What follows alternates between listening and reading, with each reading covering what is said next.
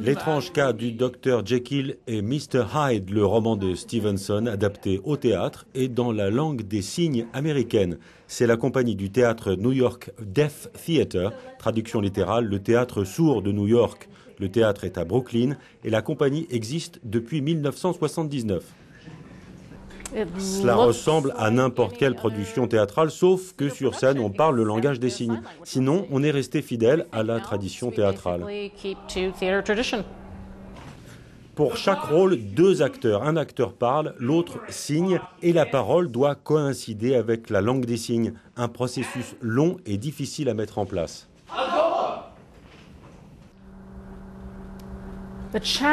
Travailler avec des acteurs ayant la parole est un des défis les plus difficiles du théâtre pour les sourds, parce qu'il faut que le texte dit soit synchronisé avec la langue des signes et avec le style.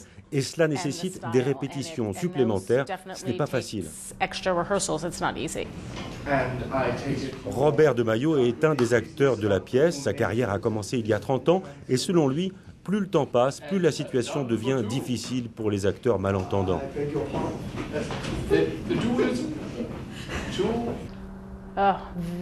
C'est très dur. Avant, c'était plus facile pour un acteur sourd. Il y avait plusieurs compagnies de théâtre de sourds, plus qu'il y en a aujourd'hui. Les subventions pour les cours d'art dramatique ont été revues à la baisse, ce qui rend les choses difficiles pour tout le monde et encore plus difficiles pour les acteurs sourds.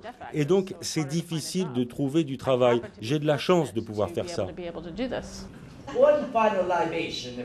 L'étrange cas du Dr Jekyll et Mr Hyde sur la scène du New York Deaf Theatre en ce moment.